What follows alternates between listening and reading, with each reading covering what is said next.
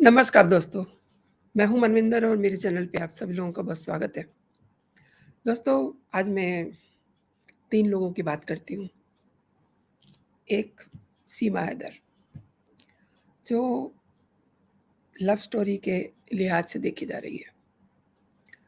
दूसरा finance ministry का वो शख्स जो हनी ट्रैप में फँसा है और उसके बाद डीआरडीओ का साइंटिस्ट जो अगेन हनी ट्रैप में फँसा। पहले सीमा को लेते हैं। तमाम दुनिया भर में, भारत में तो चर्चा हो ही रही है, दुनिया भर के तमाम लोगों में पाकिस्तानी महिला सीमा गुलाम हैदर और ग्रेटर नोएडा के उसके भारतीय प्रेमी सचिन मीना की लव स्टोरी के चर्चे हैं। ऐसे चर्चे ज़रा कम होते हैं जो एक बारगी पूरी दुनिया में फैल जाएँ। सीमा हैदर अपने प्रेमी सचिन के साथ शादी कर ज़िंदगी बिताने की चाह रख करके अवैध रूप से कई अंतर्राष्ट्रीय सीमाओं को पार कर अपने 4 बच्चों के साथ भारत आ गई है। सीमा हैदर जिस तरीके से भारत आई है, उसको लेकर के कई सवाल उठ रहे हैं और सवाल उठाने भी चाहिए, क्योंकि पाकिस्तान में बैठे आईएसआई के एजेंट इसी तरीके की कहानियाँ प्लॉट कर रहे हैं और जिससे आईएसआई साफ बच जाए और उनकी लड़कियाँ, यानी कि उनकी जो कातिल हसीनाएँ हैं, वो भारत में आकर के अपना उद्यम पूरी तरह से उतार सकें। और आप जानते ही हैं किस तरीके से आए दिन ये खबरें हम सुनते हैं कि उन्होंने हनी ट्रैप करके हमारे जो गोपनीय दस्तावेज़ हैं, वो मँगवा लिए। और ऐसी सफाई से ये लड़की सीमा हैदर पहुँची है भारत कि आप सोच कर के भी हैरान हो जाएँगे। और अब देखिए ना, हनी ट्रैप में फँस करके वित्त मंत्रालय के आउटसोर्सिंग कर्मचारी नवीन पाल ने जी20 के 61 पेज के सीक्रेट डॉक्यूमेंट्स पाकिस्तान भेज दिए। वहाँ अंजलि नाम की लड़की से उसकी दोस्ती होती है। ये दोस्ती और पाकिस्तान की लड़कियों से दोस्ती, ये कुछ हैरान करती हैं। अंजलि नाम की लड़की, उसने कंटेंट राइटर बन कर के दोस्ती की नवीन पाल से और फिर फ़ोटो भेज कर के अपने जाल में फँसा लिया। इसके बाद आर्टिकल लिखने के बहाने सीक्रेट डॉक्यूमेंट्स मँगवा लिए। पुलिस और इंटेलिजेंस ब्यूरो की जाँच में इस बात की पुष्टि हो गई है और जाँच में ये भी सामने आया है कि जिस व्हाट्सएप नंबर से वो चैट कर रहा था, वो नंबर वेस्ट यूपी का है। बरेली की महिला के नाम से ये सिम खरीदा गया था, लेकिन बड़ी हैरानगी की बात है, ये ऑपरेट कराची से हो रहा था। सुरक्षा और जाँच एजेंसियों अब इस पूरी मामले की पड़ताल में जुटी हुई हैं कि कराची में बैठी वो अंजलि आखिर कौन है? अब ढूँढिए अंजलि को, वो तो आपको मिलने से रही और ऑब्वियसली शक तो यही जताएँगे कि आईएसआई से जुड़ी हुई है और इससे ज़्यादा कुछ कर भी नहीं सकते हैं। नवीन के पास आईफ़ोन बरामद हुआ है, इसमें अंजलि का नंबर, अंजलि कलकत्ता के नाम से फ़ीड है। होता है ना, अलग-अलग नामों से अपने दोस्तों को, अपने रिश्तेदारों को फ़ीड कर लेते हैं। और अंजलि ने कुछ अपनी फ़ोटोज़ भेजी नवीन को, सोशल मीडिया पे इनकी दोस्ती होती है और दोस्ती कब प्यार में बदल जाती है और कब ये लड़के, यानी कि लड़के भी और हमारे डीआरडीओ के जो इतने बुज़ुर्ग साइंटिस्ट थे, वैसे लोग भी, कब इनका मतलब दोस्ती प्यार में बदल जाती है और कब ये अपना सब कुछ उन लड़कियों पे लुटाने के लिए तैयार हो जाते हैं। तो धीरे-धीरे दोनों में व्हाट्सएप नंबर एक-दूसरे से शेयर किए, फिर वीडियो कॉल पे बातचीत भी शुरू हो गई। नवीन की बात कर रही हूँ मैं, नवीन जो फाइनेंस मिनिस्ट्री से है। और जब नवीन हनी ट्रैप में पूरी तरह से फँस गया, तो लड़की ने अपनी मंशा ज़ाहिर कर दी। लड़की ने उसे बताया, यानी कि अंजलि ने उसे बताया कि वो कंटेंट राइटिंग का काम करती है और G20 पे कुछ लिख रही है, आर्टिकल लिख रही है, और इस बहाने से उसने नवीन को बहला करके, फुसला करके उससे सीक्रेट डॉक्यूमेंट्स मंगवा लिए। नवीन के आईफ़ोन से करीब 61 पेज डॉक्यूमेंट्स जो हैं पाकिस्तान भेजे गए हैं, ये जाँच में क्लियर हो गया है। और नवीन को काम के बदले 85,000 रुपए, मतलब 61 पेज डॉक्यूमेंट्स, और उसको मिले 85,000 रुपए। लालच बहुत बुरी बात होती है और बहुत गंदी चीज़ है। उसका नतीजा देखिए। और इसकी पुष्टि नवीन के बैंक अकाउंट से हुई। नवीन के खाते में पैसे अलवर के बैंक खाते से भेजे जा रहे थे। बैंक को लेटर लिख कर के नवीन के खाते में भेजने वाले खाते की पूरी डिटेल्स मांगी गई है और नवीन के मोबाइल के फ़ोटो बैकअप सेक्शन में वित्त मंत्रालय और G20 से संबंधित डॉक्यूमेंट्स मिले हैं। इन डॉक्यूमेंट्स में सीक्रेट लिखा हुआ था। ये तो थी नवीन की कहानी कि उसको बहला लिया, फुसला लिया और लड़की ने इतने इम्पोर्टेंट गोपनीय डॉक्यूमेंट से मंगवाने में वो सफल रही। और हमने क्या कह दिया कि वो आईएसआई की एजेंट है। तमाम आप जांच कर लीजिए, नवीन के खाते देख लीजिए, मोबाइल तो पता चल ही गया है कि बरेली से लिया हुआ था सिम कार्ड और ऑपरेट हो रहा था पाकिस्तान से। और ये पाकिस्तान से आई महिला सीमा हैदर, अभी तक इसको डिपोर्ट नहीं किया गया। डिपोर्ट यानी कि यहाँ से उसको वापस पाकिस्तान भेजा जाता है। क्यों? क्योंकि वो नेपाल के रास्ते गैर कानूनी तरीके से भारत की सीमा में दाखिल हुई है और भारतीय नियम के अनुसार क्या कानून है नागरिकता के लिए, जो नेचुरलाइजेशन की एक प्रोसेस होता है वो 6 साल का होता है और वो भी अभी पूरा नहीं हुआ है। ना ही नागरिकता के लिए आवेदन किया गया है। भारतीय से शादी कर लेने से आप भारत के नागरिक नहीं हो जाते हैं, सबको पता है। लेकिन जिस कोर्ट ने इन्हें ज़मानत दी है, शायद उन्हें नहीं पता है।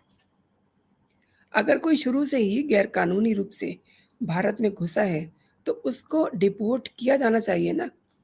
दरअसल अगर पाकिस्तान जैसे शत्रु देश से कोई घुस के आता है, तो उसको तत्काल डिपोर्ट करना पड़ता है। और ये लड़की सीमा हैदर नेपाल के रास्ते होते हुए भारत में आई है। ये सुरक्षा व्यवस्था पे बहुत बड़ा सवाल खड़ा कर रहा है।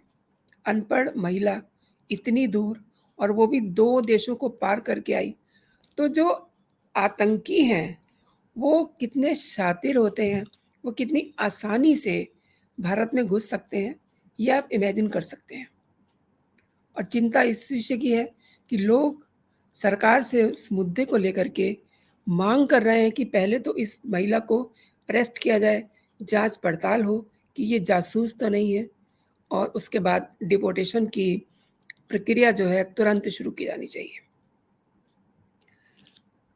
एक और बात है, पाकिस्तान से 4 बच्चों की माँ सीमा यूपी के ग्रेटर नोएडा में रहने वाले सचिन से उसको प्यार होता है और फिर वो पाकिस्तान से नेपाल के रास्ते न केवल भारत में घुसी, उसने शादी भी कर ली।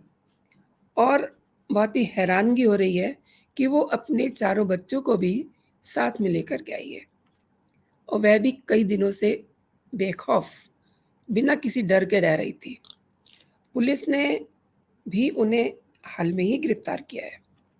और गिरफ्तार क्या किया, that is just a formality. और फिर कुछ शर्तों के साथ अदालत ने सचिन और सीमा को राहत दे दी है। अब उसे ज़मानत मिल गई है। ये भी बहुत समझ से परे की बात है। खुद को अनपढ़ बताने वाली लड़की सीमा हैदर फराटेदार अंग्रेज़ी बोलती है। तमाम मीडिया ने उसे सुर्खियाँ बना दिया है। अभी तक किसी के दिमाग में ये क्यों नहीं आया कि 4 बच्चों की माँ, 4 बच्चे जो उसके साथ में आए हैं, उनका डीएनए टेस्ट भी होना चाहिए, ताकि ये पता चले कि तीनों बच्चे सीमा के हैं क्या? और अगर नहीं है, पहले चारों बच्चों का आपस में डीएनए टेस्ट हो, उसके बाद माँ से उसका टेस्ट हो, तो और चीज़ें क्लियर हो जाएँगी। और जो बंदा उसका पति होने का दावा कर रहा है, जो दुबई में बैठा हुआ है, वो तो साफ बच जाएगा क्योंकि उस तक तो कोई पहुँच ही नहीं पाएगा। सीमा को पबजी के रूप में लोग देख रहे हैं, पबजी हीरोइन है वो, फिर डांस से जोड़कर देखा जा रहा है। ये सब मुझे एकदम रबिश लग रहा है, कचरा। इस पूरे मामले की जाँच होनी चाहिए और जो लोग इसके लिए जाँच की माँग कर रहे हैं, उनकी बात पे गौर करना चाहिए। क्योंकि एक घटना मैंने आपको बताई है वित्त मंत्रालय की, जिसके पास से 61 गोपनीय दस्तावेज हनी ट्रैप में पाकिस्तान मंगवा लिए गए। और अब ये दूसरी घटना जो है, ये डीआरडीओ के प्रदीप कुर्लकर हैं, जिनकी अभी 2-4 दिन पहले ही चार्जशीट एक खास अदालत में पेश की गई है। इतनी सारी बातें क्या किसी को समझ नहीं आ रही हैं? आए दिन आए दिन हमारे यहाँ के जो बहुत ही की पोस्ट पे लोग बैठे हुए हैं, उनको हनी ट्रैप किया जा रहा है। और एक बात, मतलब उनके बारे में सीमा हैदर जैसे ही लोग भारत पहुँच कर के, भारत में बैठ कर के ऐसे लोगों पे नज़र रखते हैं और फिर उनकी पूरी जानकारी, जो ट्रेनिंग सेंटर है, जहाँ पर ऐसी अ, शिकारी महिलाएँ तैयार की जा रही हैं, जो हनी ट्रैप के ज़रिए कहना चाहिए कि हमारे भारत देश की खुफिया जानकारियाँ मंगवा रही हैं। उनको ये बताया जाता है कि ये पर्सन है, इसकी ये आदत है, इसका ये प्रोफ़ाइल है और इसकी ये इसकी पसंद और नापसंद है और इसको इस तरीके से ट्रैप किया जा सकता है। अब डीआरडीओ के जो वैज्ञानिक हैं, डायरेक्टर हैं लैब के, प्रदीप कुर्लकर, इनकी चार्जशीट में बहुत ही ऑब्जेक्शनेबल चीज़ें पाई गई हैं। इन्होंने उन हथियारों के बारे में, उन मिशंस के बारे में जानकारी दी है, जो हमारी सुरक्षा से जुड़े हुए हैं। इवन चांदीपुर में जो लॉन्चिंग होती है, उन तक की जानकारी दी गई है। तो आप समझ लीजिए कि सीमा हैदर जैसी कई लड़कियां हमारे भारत के लड़कों को ही क्यों प्यार करती हैं और क्यों फिर गैर कानूनी तरीके से चली आती हैं और फिर क्यों हम उन्हें सुर्खियां बनाते हैं, क्यों हर बड़ा रिपोर्टर उनके पास जा कर के बात कर रहा है, क्यों अदालत ने उनको राहत दे दी है, उन्हें भी, सीमा हैदर को भी, और जिस लड़के को वो प्यार करती है उसको भी, उस परिवार की बुद्धि पे भी क्या कहें, पूरा परिवार उसको बहू की तरह ट्रीट कर रहा है। मतलब हैरान करने की बात है कि एक महिला अपने 4 बच्चों के साथ यहाँ इंडिया में आ जाती है। वो 4 बच्चे और बड़े होकर के कुछ गुल खिलाएँगे, तो ये सब बातें कौन सोचेगा? जो लोग इस पूरे मामले की जाँच के लिए अपनी आवाज़ उठा रहे हैं, मैं समझती हूँ कि उनकी बात सुनी जानी चाहिए। क्योंकि बस एंगल कुछ और ही देखे जा रहे हैं और समटाइम्स ये भी होता है कि हमें कुछ परोसना है, बस हमें कुछ दिखाना है, तो हम दिखाए जा रहे हैं।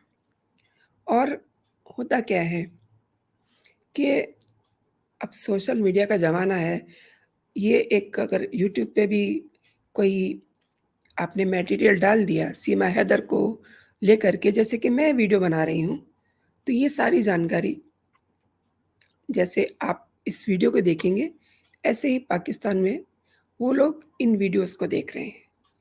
तो वहाँ मैसेज ये जाना चाहिए कि हम इसको एक प्रेम कहानी की तरह नहीं देख रहे हैं। ये प्रेम-व्रेम कुछ नहीं है।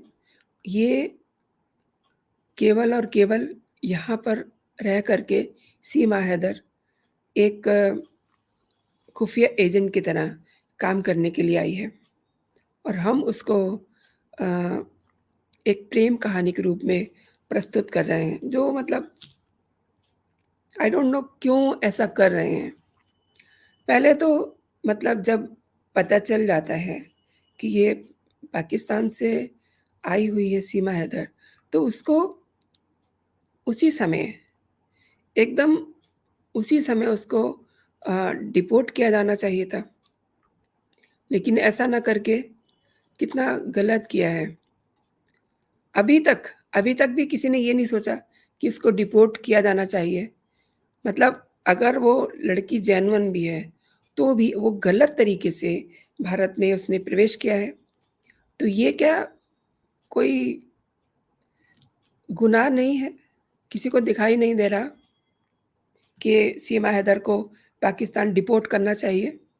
जब नियम है, कानून है कि नागरिकता के लिए जो नेचुरलाइज़ेशन की प्रक्रिया है, वो 6 साल है। अभी वो समय पूरा नहीं हुआ। तो उसकी तरफ से ना ही पहल की गई है नागरिकता के लिए। केवल उसने शादी की है और शादी कर लेने से किसी को नागरिकता नहीं मिल जाती है। आप विदेशों में भी जाते हैं तो वहाँ की अ, लड़कियाँ या लड़कों से आप शादी करते हैं, तो आप वहाँ के नागरिक नहीं हो जाते हैं। आप एक पूरा टाइम लेते हैं, बहुत सारी फ़ॉर्मेलिटीज़ होती हैं, तब आप वहाँ की सिटीज़नशिप लेते हैं। और सीमा के पास तो 5 पासपोर्ट भी मिले हैं। तो कुल मिला के जो स्थिति है, वो इतनी अच्छी नहीं है जैसे कि दिखाई जा रही है। जैसे कि टीवी चैनल्स और आप सोशल मीडिया पे देख रहे हैं। इसको गंभीरता से लेना चाहिए। मैंने 2-3 एग्ज़ाम्पल आपको दिए हैं, डीआरडीओ के साइंटिस्ट हैं, उनको किस तरीके से हनी ट्रैप में फँसाया गया, गलती उनकी भी है। और अब ये जो शख्स हैं, नवीन नवीन के आईफ़ोन में कई ऐसी चीज़ें मिली हैं, जो उन्होंने पाकिस्तान को शेयर कर दी हैं। तो ये सब चीज़ें मतलब किसी को वहाँ पे ख्वाब नहीं आ रहे हैं कि हमें यहाँ किसी को ट्रैप करना है। बाकायदा उसके लिए एक होमवर्क किया जाता है और उस होमवर्क के लिए सीमा हैदर जैसी लड़कियाँ बहुत काम आती हैं आईएसआई के। दोस्तों, अभी के लिए इतना ही। आप अपना और अपनों का ख़्याल रखिए, खुश रहिए, स्वस्थ रहिए और आपके आस-पास जो भी घटता है, उस पे अपने आँख, नाक, कान, अपने सेंसेस जो हैं, वो एक्टिव रखिए और कुछ भी ऐसा देखें तो आप प्लीज़ पुलिस को इन्फॉर्म कीजिए। अपनी ड्यूटी ज़रूर पूरी कीजिए और बाकी बाद में जिसका जो काम है, वो देखेगा। जय हिंद, जय भारत।